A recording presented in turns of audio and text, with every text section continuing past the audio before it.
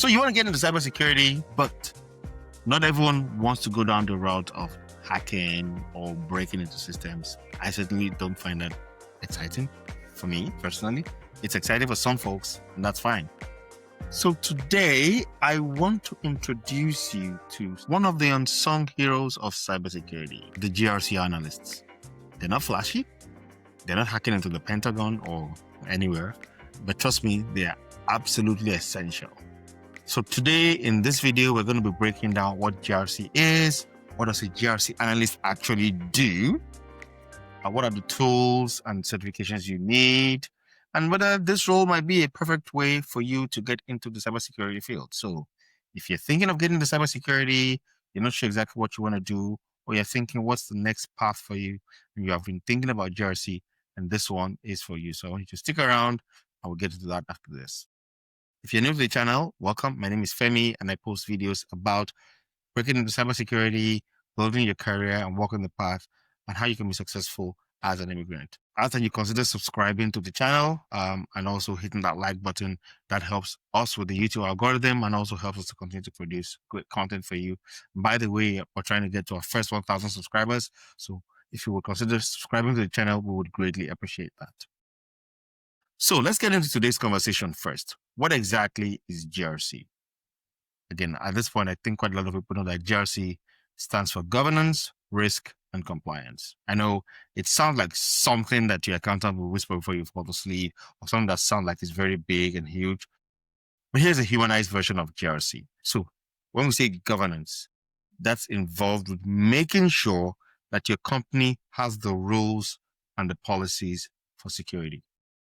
And then we talk about the risk they are in GRC. It means that you understand what could go wrong and how bad would it be if it did go wrong.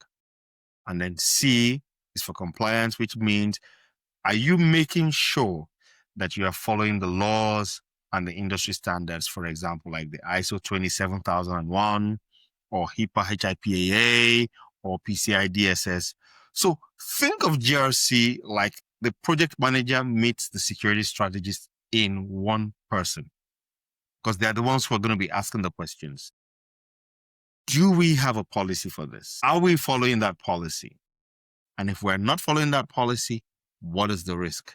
So it's not about scripting. It's not about servers. It's about a solid strategy to keep the business secure. So that's out of the way. Let's talk about what does a GRC analyst do every day? And they can do a variety of things. For example, for the actual day-to-day task, a GRC analyst might actually do things like review security policies and update them, or help the team prep for audits, either an internal audit or an external audit. They could also conduct risk assessments, like I said earlier, what happens if the system goes down. They would also track how compliant are we with the framework we should be compliant with. NIST CSF, SOC 2, PCI DSS. They're also responsible for reporting risks and issues to leadership. So as a GRC analyst, you will be talking to people who are in leadership, the VPs, the C-level suites. That's part of what your job actually involves. Can security speak to them in plain English? And also, you're going to be doing things like training other departments on security policies, letting other departments know it's okay to do this, but it's not okay to do that for these reasons.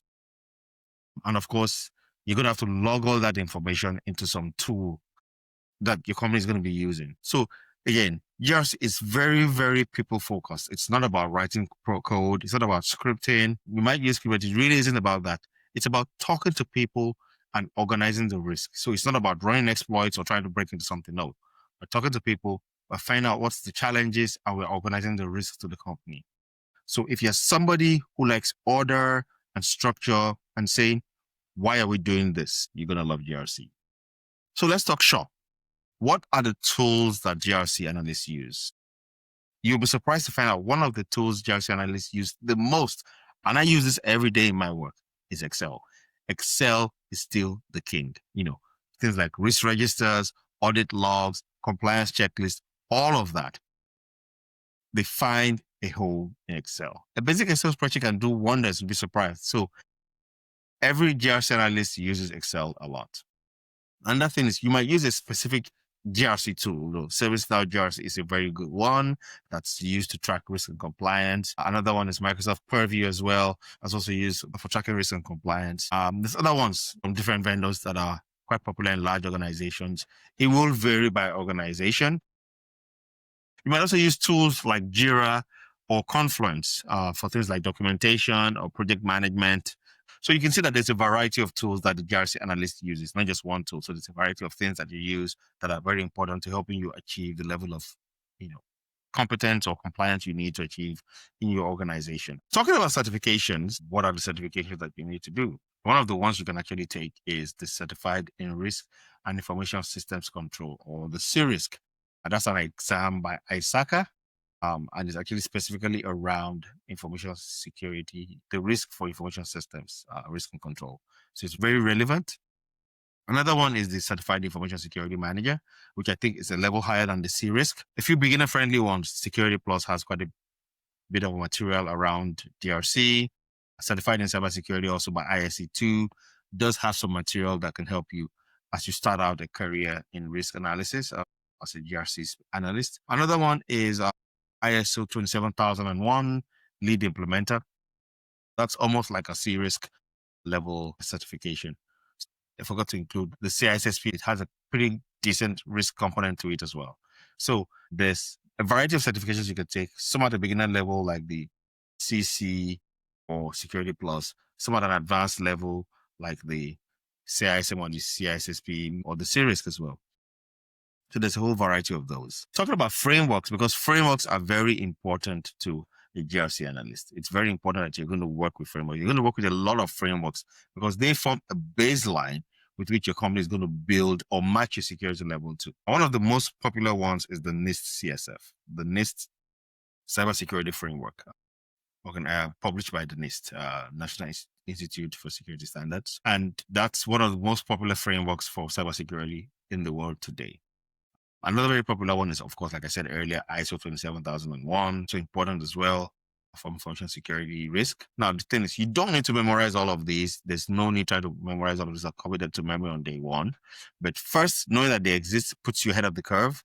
Knowing what each one is for is also crucial. And again, knowing what works in the company where you are. If you know what works in the company where you are, then that makes it perfect for you. Now, let's talk about some pros and cons and career growth for GRC. Talking about the pros first, it's actually got an easier entry point, especially thinking about a person who is non-technical or who is not very adept at coding or scripting.